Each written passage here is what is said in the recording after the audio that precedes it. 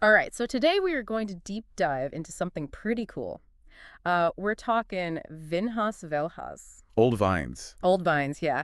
And I am really excited about this one. Me too. I mean, I think we've both been looking forward to this deep dive for a while. Yeah, we've been geeking out about this for weeks. Yeah, yeah. And we have a pretty amazing resource to guide us through all of this too, right? We do. It's Mhm. called it's called Vinhas Velhas, which, as you said, means old vines in Portuguese. Okay, so we've got Old Vines, a resource all about old vines. Yep. And by the end of this, our listeners are going to be like old vine experts, right? Well, maybe not experts, but they'll know what to look for, Mm. what makes these wines so special. They'll be able to impress their friends at the very least. Exactly. No more just grabbing any bottle off the shelf. Right, No, they'll no. know. Okay. Well, speaking of knowing, one thing that really struck me when I was going through this material was that there's no like official definition of what makes a vine old. Yeah, I noticed that too. No hard and fast rules. Right. It's like, how old is old? Is it like 20 years? 50? Uh, 100? right. Well, the source doesn't give us a magic number, which I think adds to the mystique. A little bit, yeah.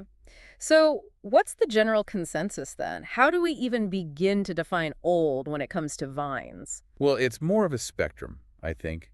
Most wine folks would agree that vines over 30 years old are definitely getting into old territory. Okay, so 30 is like the starting point. Yeah, you could say that. And then as they get older, say 50, 70, even over 100 years old, that's when you start seeing terms like very old or centenary on labels. Oh, centenary vines. That sounds impressive. But just to be clear, it's not like the oldest vine automatically means the best wine. Right, exactly. Age is just one factor. It's about the whole package, how the vine has been cared for, the soil, the climate, the grape variety. It all plays a part. So it's like a vine can be old, but if it hasn't been living its best life, the wine might not be anything special. Yeah, kind of. It's potential versus realization, maybe. A young vine at a prime spot might actually produce better wine than a neglected old vine. That makes sense. So, okay, let's say we've got an old vine that's been well taken care of.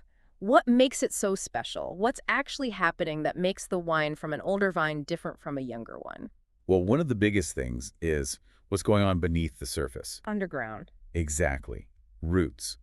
Over decades, these old vines develop these massive root systems. They go way deeper than younger vines, How deep are we talking? meters deep sometimes. Yeah. It's amazing. They're like these underground explorers searching out water and nutrients. Yeah, it makes sense, right? They've had decades to spread out and grow. Exactly. And because they go so deep, they can access things that younger vines can't even touch. Minerals, trace elements, all sorts of goodies. So they're like mining the soil for flavor. Does this really make a difference in the taste of the wine? Oh, absolutely. Think about it. Those minerals, those trace elements, they all get absorbed by the vine and eventually end up in the And grapes. we're talking about more than just like the basic fruit flavors. Yeah. It adds complexity, layers, depth. You might pick up on a subtle mineral note or a certain earthiness that wouldn't be there in a wine from younger vines. Okay, so we've got these deep roots, bringing in unique flavors. What else is going on with these old vines? I know I've heard that they don't exactly produce a ton of grapes. Right, that's another key thing. Old vines are not about quantity, they're about quality. They're like quality over quantity. Exactly. As they age, they naturally produce fewer grapes. It's like they're focusing their energy, putting everything into a smaller batch of truly exceptional fruit. Like a master chef crafting a small batch of something really special. Perfect analogy. Yeah. And because there are fewer grapes, the flavors and aromas are more concentrated. Oh, so it's like each grape is packed with more punch. Exactly. You get wines that are richer, more structured, and often age-worthy. So we're talking wines that can cellar for years and just keep getting better. Often, yes. But Mm, again, it's mm. not just the age of the vine. The terroir plays a huge role too. Yeah, our source mentions terroir quite a bit. So for those who might not be familiar, can you explain what terroir is and how it impacts these old vine wines? Terroir is like the whole environment where the vine grows. Everything. Yeah. The soil, the climate, the altitude, Mm. even things like the surrounding vegetation. So like the vine's neighborhood. Exactly. And all of these elements work together to shape the character of the wine. Okay, I'm starting to see the connection. So for example, how does this soil influence the flavor of an old vine wine? Well, think about it. Those deep roots are spending decades interacting with the soil, absorbing its minerals, its structure, its essence. So different soils equal different flavors. Absolutely. Take a poor, well-drained soil, like limestone or schist. Those are often found in regions known for producing really complex mineral-driven wines. So it's like the vine has to work harder to survive in those tougher soils, and that struggle translates into more character in the wine. That's a beautiful way to put it. The struggle makes them stronger, more expressive. And what about climate? How does that play into the terroir equation? Well, climate is huge, obviously. It dictates things like how much sunshine the grapes get, how much rain they get, the temperature swings between day and night. So, like, is there an ideal climate for these old vines? Well, generally speaking, dry, sunny climates with big day-night temperature swings are ideal. The warm days help the grapes ripen fully, develop those rich sugars. Makes But sense. the cool nights are crucial too. They preserve the acidity, create balance, and help the grapes develop those complex aromatics. So it's like the perfect combination of sunshine and cool breezes, kind of like a spa day for the grapes. I love that. And then, of course, you can't forget the grape variety itself. Right, not all grapes are created equal when it comes to aging, are they? Exactly. Some grapes are just better suited for the long haul. They've got the structure, the tannins, the acidity to age gracefully. So it's like great personality. Some are built for long-term aging, others are more about that youthful exuberance. I like that. Youthful exuberance. And when you combine the right grape variety with those old vines and that perfect terroir, well, that's when the magic really happens. It sounds like we're just scratching the surface here. We are. There's so much more to explore. But I think we've laid a good foundation. Now we can really start diving into specific regions, producers, wines. I am ready. Let's do this. Let's go. Listening to you describe all this, I'm practically ready to book a flight right now. Oh, me too. Just thinking about all those amazing old vine regions. Yeah, it's one thing to like read about it, but actually being there, experiencing those vineyards firsthand. It's a whole other level. Yeah. Totally. And our source actually kind of encourages that, doesn't it? Like they actually talk about planning an old wine trip. Yeah. They have a whole section on exploring these regions. It's like they want us to go on a wine adventure. Well, they've convinced me. So, and where do we even begin? What kind of advice does our source give for planning this kind of trip? Well, first things first, they say you got to think about your own preferences. Like, what am I into? What do I want to see? Exactly. Are you obsessed with a particular region? Like, I've always wanted to go to Tuscany. Perfect. Start there. Or maybe there's a specific grape variety you're dying to explore. Oh, like Old Vine Zinfandel? Exactly. Figure out what excites you, and then go from there. Okay, so we've got our passion, our wine-fueled dreams. What else do we need to consider? Well, practical stuff too. Yeah. Budget, obviously. How much time you have. And they also talk about the best time of year to visit. Oh, yeah, that's important. They recommend spring and autumn. The weather's usually nice then, not too hot, not too cold. Makes sense. And the vineyards would be beautiful in those seasons, I bet. Right. All those fall colors or those spring blooms. Plus, you might catch some local events, wine festivals, harvest celebrations. Oh, I love a good festival. Okay, so we've got our interests, our budget, our time of year figured out. Now, how do we actually get around these wine regions? They mention a few options. Yeah. Renting a car is always good for flexibility. Yeah, you can go at your own pace. But they also highlight public transport. Trains, buses can be more sustainable, and you don't have to worry about driving after, well, After some wine tasting. exactly. Okay, so we've got options, but what about those of us who maybe want a little more guidance? Well, for that, they suggest hiring a local guide or joining an organized tour. Oh, yeah, that takes the pressure off planning everything yourself. Totally. Plus, a good guide can give you all sorts of insights you might not get on your own. They know all the secret spots, the best little wineries. Exactly. And they can handle all the logistics so you can just relax and enjoy the experience. Okay, I'm sold. So we've got transportation figured out. What about where we're actually going to stay? Oh, they have some great recommendations. Charming hotels, rural guest houses, countryside cottages, places where you can really soak up the atmosphere. I love that. Like, I want to feel like I'm part of the place, not just passing through. Right. And they also mention wineries that offer on-site lodging. Oh, wow. So you can literally stay among the vines. Yep. Some even have vineyard walks, winemaker dinners, all sorts of special experiences. I'm adding that to my list. Okay, we've got the travel, the lodging. Now, the main event, the wineries themselves. What advice do they give for making the most of those visits? They say first and foremost, contact wineries in advance. especially if you're going during peak season. Oh, yeah, you don't want to show up and be disappointed. Right. Schedule your tastings, your tours, and for those who might be new to wine tasting. Or, just want a refresher. Exactly. They recommend brushing up on the basics, knowing a little bit about the region, the grapes, the winemaking process. Yeah, it helps you appreciate the wines even more. It's like you're speaking the language. Exactly. And I bet they also have some advice on etiquette, right? Oh, yeah, for sure. Be respectful of local customs, maybe even learn a few phrases in the local language. Always a good idea. Shows you care. And of course, be mindful of the environment. These old vines are precious resources. We want to make sure they're around for future generations to enjoy. Exactly. Okay, so planning tips, transportation, accommodations, etiquette. I think we're ready to hit the road. I'm ready to hear about the regions themselves. Where does our source suggest we begin our old vine adventure?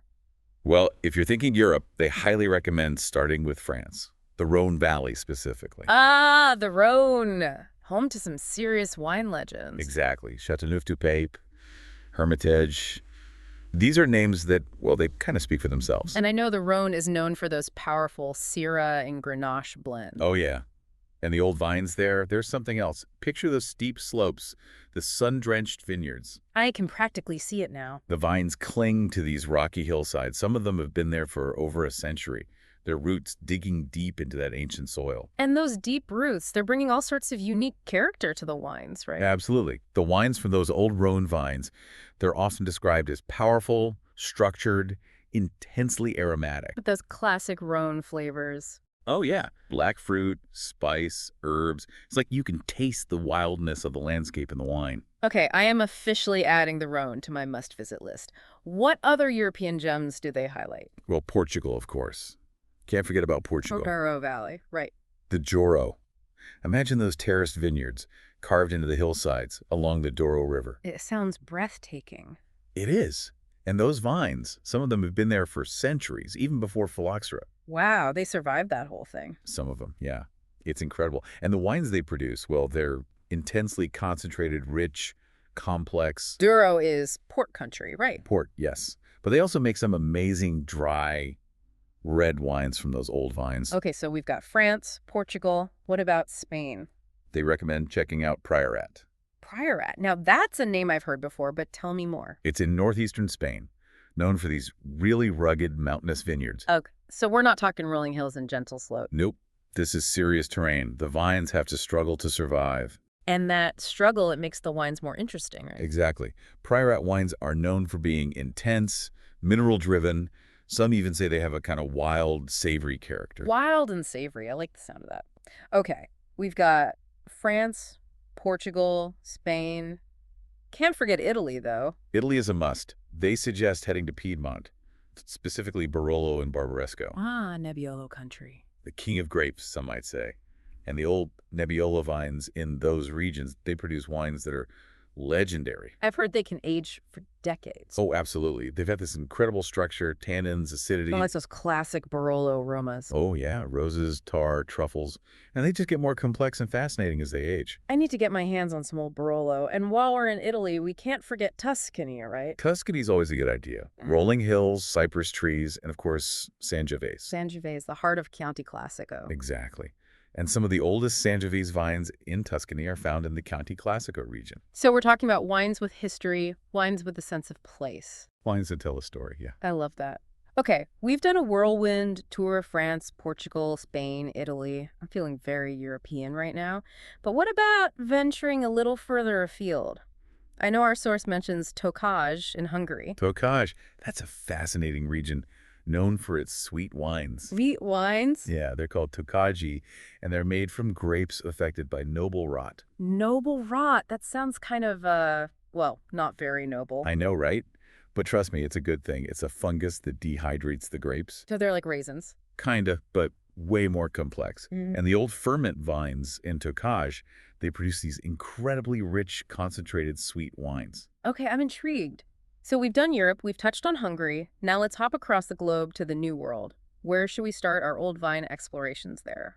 Australia is calling, Mhm. specifically the Barossa Valley. Ah, Barossa, Shiraz, and Grenache. Yeah, got it. And some of those Shiraz vines in Barossa, they're over 100 years old. Seriously.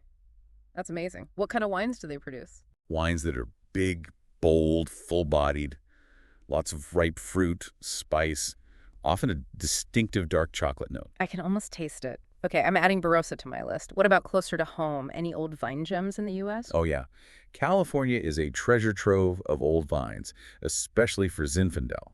Zin. I love Zin. Me too. And they recommend checking out Lodi, a region in California's Central Valley. Lodi. Now that's a name I haven't heard in a while. It's kind of an under-the-radar region, but it's got some seriously old Zinfandel vines, some dating back to the late 1800s. Wow. And what kind of Zinfandel do they make? Think juicy, spicy, bursting with fruit, blackberry, plum, pepper, and a little bit of that characteristic Zinfandel Oh, earthiness. I love that earthiness. Okay, so we've got Barossa Shiraz, Lodi Zin. What else? Well, while you're in California, you can't miss Napa Valley. Napa, of course. It's Cabernet country, and a lot of those Cabernet vineyards are planted with old vines. So we're talking about wines with some serious pedigree. Exactly. They've seen it all, those old Napa vines. And they produce wines that are powerful, elegant, age-worthy. Okay, Napa is definitely on the itinerary. Any other New World surprises? They highlight Chile, specifically the Mall Valley. Mall Valley. Okay, tell me more. It's known for its old vine Carmenere. Carmenere. I love Carmenere. Me too. It's such a unique grape, and the Mall Valley is where some of the oldest, most expressive Carmenere vines can be found. So what can we expect from these old vine Mall Carmenere? Thinking rich, dark fruit, spice, and a distinctive herbal note. Some people even compare it to green bell pepper. Interesting. I'll have to try that. Okay, we covered a lot of ground here, but didn't our source also give some specific producer recommendations? Oh yeah, they've got a whole list of iconic names, producers who are known for their commitment to quality and their respect for tradition. Okay, I'm ready for some name dropping. Who do they recommend for Australian Shiraz? Henschke, Enschke. Now, that's a name I know. They make that incredible Hill of Grace Shiraz, right? the one and only. And those vines, they're over 160 years old. Seriously? That's older than, well, pretty much everything I can think of. It's a true testament to the power of old vines. Okay, what about Portugal? Any recommendations for port lovers? They recommend Quinta do Noval. Quinta do Novel, another legendary name. They're known for their exceptional port wines, especially their national vintage port. It's made from a small, ungrafted vineyard, and it's pretty much the holy grail of port. Okay, I need to try that. What about for those of us who want to experience the magic of Old Vine Nebbiolo? They highlight Giacomo Conterno. Giacomo Conterno. Now that's a name I've heard whispered in hushed tones. They're a legendary Barolo producer, known for their traditional winemaking and their uncompromising quality. And they have a special Barolo, right? The Monfortino. It's only made in exceptional vintages, and it's considered one of the world's greatest wines. Okay, I'm officially intimidated. What about for Spain? Any recommendations for Priorat? They suggest Alvaro Palacios. Alvaro Palacios. I've seen his wines on some pretty impressive wine lists. He's a pioneer in Priorat. He really helped put the region on the map. And he makes a special wine too, right? L'Ermita. It's a blend of old vine Grenache, Carignan, Cabernet Sauvignon, and it's considered one of Spain's most iconic wines. Okay, my wine bucket list is getting longer by the minute. What about for California Zinfandel? They recommend Ridge Vineyards. Ridge. I love Ridge. They make some of my favorite Zinfandel. Mine too. They're really committed to showcasing the vineyard, letting the grapes speak for themselves. And they have a specific Zinfandel that's known for its old vines, right? The Geyserville. It's a field blend, mostly Zinfandel, but with a few other varieties mixed in. And that sounds amazing. But I know our source doesn't just focus on the wines themselves. They also encourage us to, go beyond the tasting room. Oh, absolutely. They want us to really experience these regions, immerse ourselves in the culture. So what do they suggest? Well, for one, they recommend participating in the harvest if you can. Oh, wow. Actually getting out there and picking grapes. Yep. Imagine being part of that, experiencing the energy, the camaraderie. It would be like stepping back in time. It would. And they also suggest, simple things like having a picnic among the vines. Oh, that sounds idyllic. Right. Sitting there, surrounded by those old vines, enjoying some local food and wine. Pure bliss. And what about actually staying at a winery? They highly recommend it. Some wineries have beautiful guest houses, even rooms right in the middle of the vineyards. So you can wake up to those vineyard views. Exactly. And you can often participate in special tastings, tours, even winemaking classes. That's like next level wine geekery. It is. But even if you don't do any of that, they just emphasize the importance of connecting with the people. Like the winemakers themselves. Yeah, Take the time to chat with them, hear their stories, understand their passion for what they do. Because at the end of the day, it's about the people, right? It is. It's about the people, the land, the history, all coming together in that bottle of wine. I love that. And speaking of coming together, we can't forget about the food. Oh, absolutely. Our source talks a lot about exploring the local gastronomy. Because wine and food, they're like the perfect pairing. They are. And when you experience them together in the place where they were born, it's just, well, it's magical. I'm starting to think we need to plan a real deep dive field trip to one of these regions. I'm in. But in the meantime, I think our source has given us an incredible starting point for our own explorations. Whether we're armchair travelers or planning a real-life wine adventure. Exactly. We've covered a lot of ground, but there's still so much more to uncover. Well, let's keep diving into this Vinhas Velhas source and see what other secrets we can unearth. Okay, so we've talked about where to find these Vinhas Velhas, these old vines, and we've even gotten some tips on how to plan a whole wine trip around them. But I'm realizing there's like another layer to all of this that we haven't really dug into yet. What's Well, our source keeps talking about this aura of mystery and fascination surrounding old vine wines. It's like they hold a certain magic. I mean, we've touched on it, but I'm curious to explore it a little deeper. Yeah, I know what you mean. There's definitely something special about these wines that goes beyond just the technical stuff. Right. It's like we understand the deep roots, the low yields, the terroir. But what is it about these wines that truly captivates people? Well, I think part of it is this idea of time. Yeah. These vines have been around for decades, sometimes even centuries. They've witnessed history, they've weathered storms, they've seen generations come and It's like go. they have these stories to tell. Exactly.